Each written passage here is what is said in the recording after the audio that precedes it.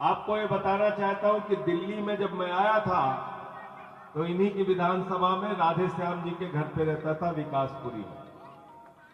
यहीं से मैंने अपनी यात्रा की शुरुआत की है। तब मुझे एक लोकसभा का जिम्मा मिला था, पश्चिमी लोकसभा महाबल जी। तो इसलिए भी आप लोगों से मोदी जी वाला झूठा रिश्ता नहीं, आपसे पुराना दिल रिश्ता है। इनको जिताकर भेजना। जितावे क्या हो कि नहीं बतावा सब जने? तैयार हुआ ना सब जने? जितावे क्या हो ना महाबल जी के? आज 5 लाख से जितावे क्या? चला, बहुत बढ़िया हो, बहुत बढ़िया हो। चुनाव निशान कौन हो इनका? कहा चुनाव निशान हो भाई? कहा चुनाव निशान हो? झाड़ू। झाड़ू चुनाव निशान। झाड़ू बहुत काम की चीज होती है। घर की सफाई करनी हो तो क्या चाहिए? और मोहल्ले की सफाई करनी हो तो क्या चाहिए? और देश की सफाई करनी हो तो क्या चाहिए? और किसी के दिमाग पे भूत सवार हो जाए तो भूत उतारने के लिए क्या चाहिए? देखे हुआ कि नहीं सब जने? जब भूत सवार हो जाता है तो 4 लोग उसको पकड़ के टंगरी उठा के उसको लेके जाते हैं ओझा के पास। ओझवा उसको मार झाड़ू उतार देता है।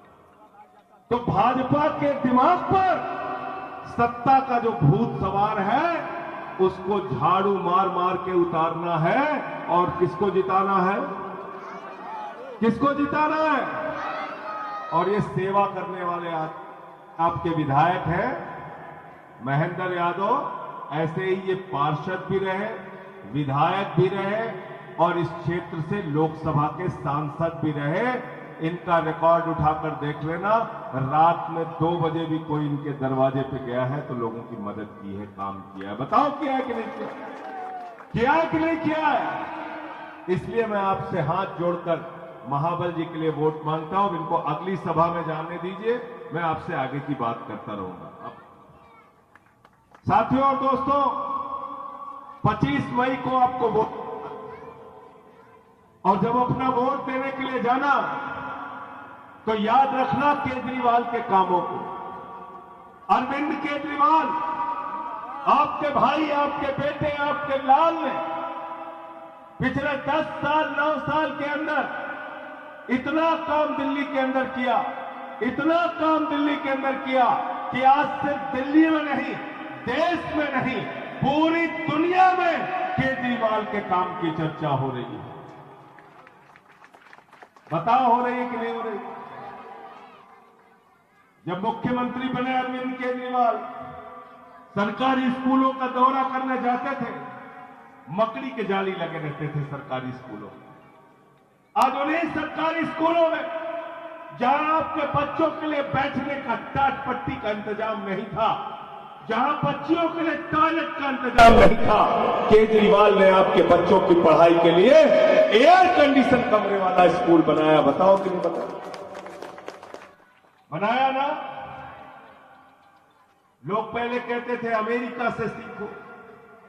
अमेरिका के राष्ट्रपति की पत्नी हिंदुस्तान आई, ट्रंप की पत्नी।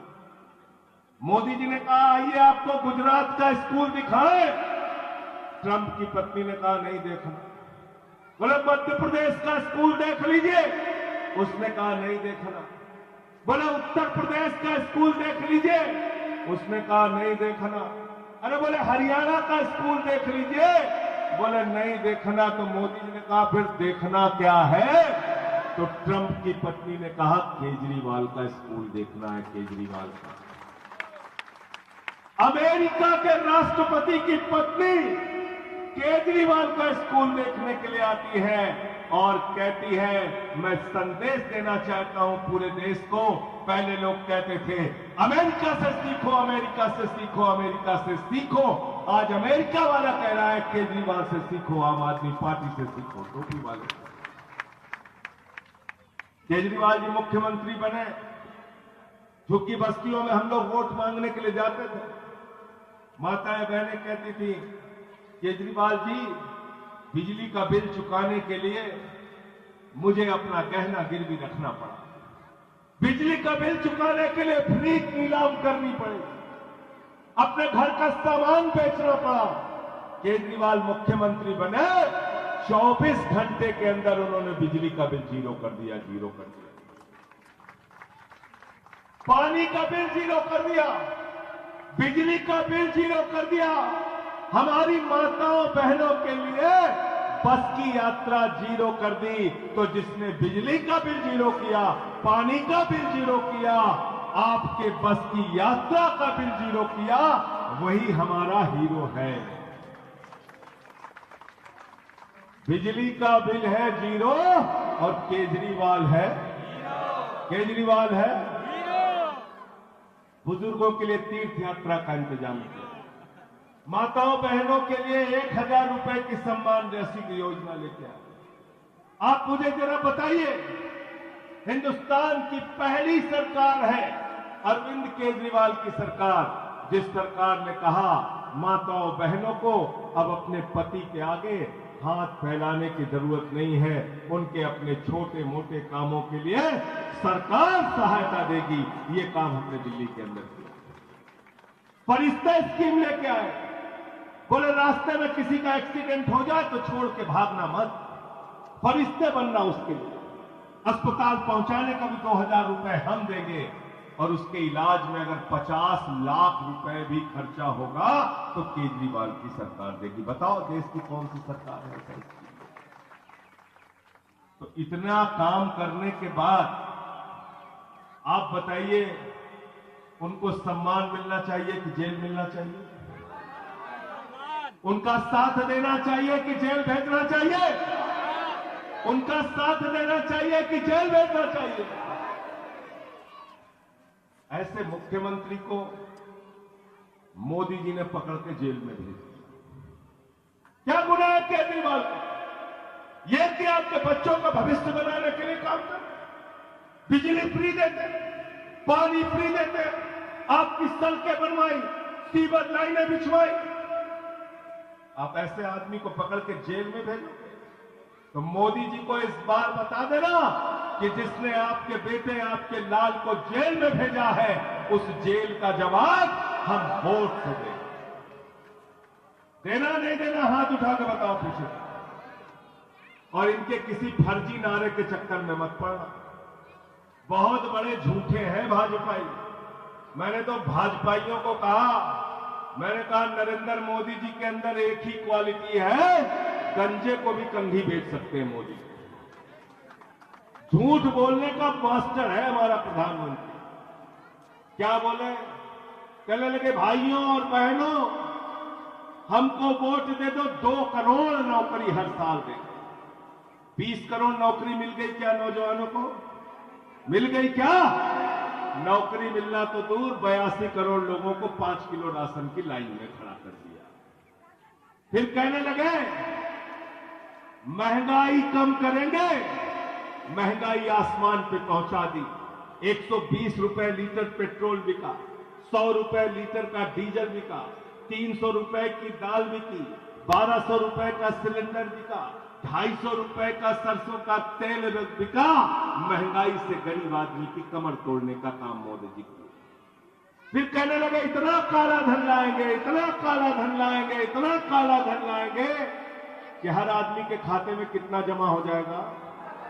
कितना? 15 पैसे भी नहीं।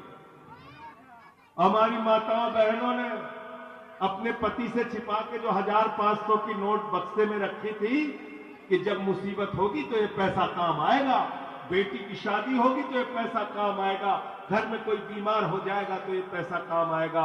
नरेंद्र मोदी जी ने कहा माताओं और बहनों, वही काला धन है, लाइन में लगो, इसको जमा कर। वो भी खाली करा लिया, वो भी खाली करा लिया।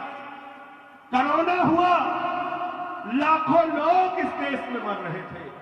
कोई ऑक्सीजन के लिए मर रहा था, कोई दवाओं के लिए मर रहा था। 50 लाख लोगों की जान हिंदुस्तान में चली गई। जब लोग मर रहे थे, देश का प्रधानमंत्री कह रहा था ताली बजाओ, थाली बजाओ, ताली बजाओ, थाली बजाओ।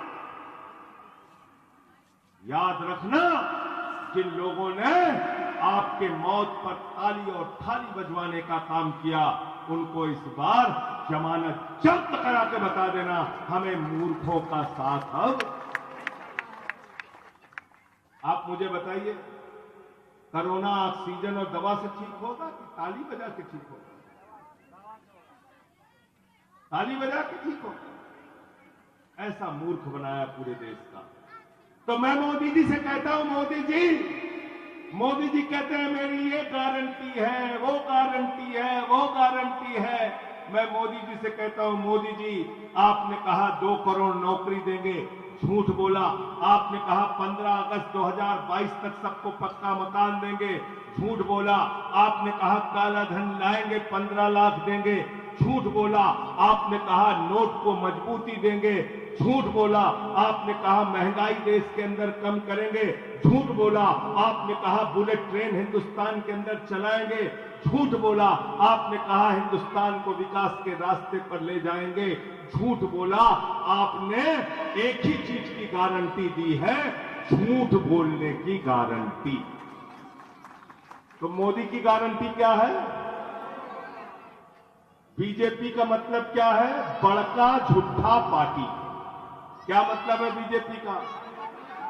बड़का झूठा, बड़का झूठा, ये झूठ बोलने वालों की पार्टी। इनसे सावधान रहना।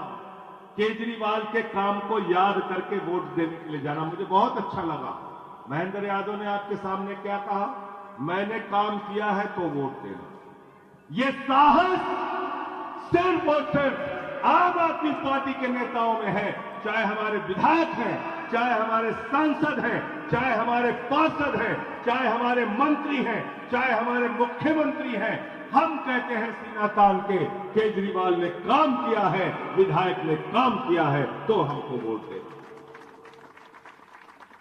और फर्जी जुमलों में मत फंसना। बहुत मूर्ख बन चुका।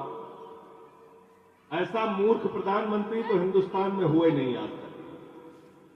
एक बार गए बिहार में, कहने लगे सिकंदर जब बिहार में आया था तो बिहारियों ने मार के भगाया था। बिहार वाले तो इतिहास भूगोल बहुत जानते हैं। वो कहें भैया सिकंदर तो कभी बिहार में आए नहीं थे, सिकंदर बिहार में आया ही नहीं। कहने लगे तक्षशिला बिहार में है। कुछ भी बोलते हैं, कहने लगे नाले के गैस से चाय बना लो। ऐसा आदमी जिसकी भाषा सुनिए तो शर्म आती है। गए बंगाल में, कह रहे दीदी ओ दीदी ओ दीदी ओ दीदी। सोनिया गांधी को कहते हैं कांग्रेस की विधवा, जर्सी गाय। अभी शरद पवार को कहने लगे भटकती आत्मा, उद्धव ठाकरे को कहने लगे नकली संतान, केजरीवाल को कहते हैं तो खांसी आती है इसको, ये तो बदनसीब है, ये तो अर्बन नक्सल है, ये तो खालिस्तानी है। इतनी गालियां देते हो केजरीवाल को, इतनी नफरत है मोदी जी आपके मन में। जो केजरीवाल को बदनसीब कहता है, उसके नसीब को इस बार तुम कहना कि तुम्हारा नसीब बिगाड़ने का काम दिल्ली के लोग करेंगे अपने वोट की ताकत।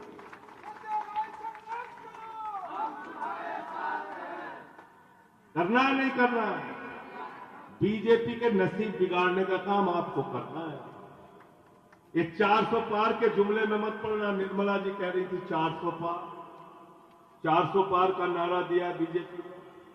गए बंगाल में, कहने लगे 200 पार, 200 पार, 200 पार, आई 73 सीट। गए झारखंड में, कहने लगे 65 पार, 65 पार, 65 पार, आई 23 सीट। गए महाराष्ट्र में, कहने लगे 150 पार, 150 पार, 150 पार, आई 105 सीट। गए हरियाणा में, कहने लगे 75 पार, 75 पार, 75 पार, आई 40 सीट। आए दिल्ली में, कहने लगे 45 पार, 45 पार, 45 पार, आई 8 सीट। गए मिजोरम में, कहने लगे 21 पार, 21 पार, 21 पार, आई 1 सीट। अब कह रहे 400 पार, 400 पार, 400 पार। जनता कह रही तड़ी पार, तड़ी पार, तड़ी पार।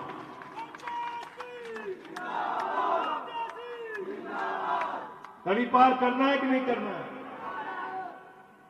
ये बड़े नकली लोग हैं, इनसे सावधान रहना। मुंह में राम बगल में, मुंह में राम बगल में, मुंह में राम बगल में। मैंने चंदा चोरी खोला था, देखा था कि नहीं आप लोगों ने? देखा था कि नहीं देखा था? 5 मिनट के अंदर भाजपाइयों ने राम मंदिर के निर्माण में 16.5 करोड़ रुपए की चोरी की थी। 16.5 करोड़, जो प्रभु श्री राम के नाम पे चंदा चोरी का काम करते हैं, उन चंदा चोरों को वोट देने का काम तुम मत करना। अभी इलेक्टोरल बॉन्ड में बीजेपी के भ्रष्टाचार का खुलासा हुआ। आपको जान के शर्म आएगी, आपको जान के आपके होश उड़ जाएंगे, आपके दिल को तकलीफ पहुंचेगी, आपके दिल को दुख पहुंचेगा। जिसको हम गौ माता कहते हैं, जिसको ये देश के लोग गौ माता कहते हैं, उस गौ माता को काटने वाली कंपनी से बीजेपी वाले चंदा लेते हैं। अरे बीजेपी को वोट मत देना, जो गाय काटने वाली कंपनी से चंदा लेते हैं, इनको वोट दोगे तो तुम्हारा वोट अपवित्र हो जाएगा, याद रखना। इनको देना गाय काटने वाली कंपनी से चंदा लेने वाला, ये इनकी असलियत है। कहते शराब घोटाला पढ़ा कि नहीं आप लोगों ने? जिस ईडी ने शरद रेड्डी नाम के व्यक्ति को शराब का सबसे बड़ा घोटालेबाज बताया, उससे भाजपाइयों ने 60 करोड़ का चंदा लिया। कितने का चंदा? 60 करोड़ का चंदा लिया बीजेपी वाले। 60 करोड़ का चंदा। तो ये लोग बेईमान लोग हैं, भ्रष्टाचारी लोग हैं। इनको सबक सिखाने का काम करना है और इस क्षेत्र से महाबल मिश्रा जी को चुनाव में जिताना है। आप सबसे यही निवेदन और यही विनती करने के लिए आया हूं। हमारा चुनाव निशान झाड़ू है और इस बार झाड़ू चला दीजिए, राजनीति की गंदगी को साफ कर दीजिए।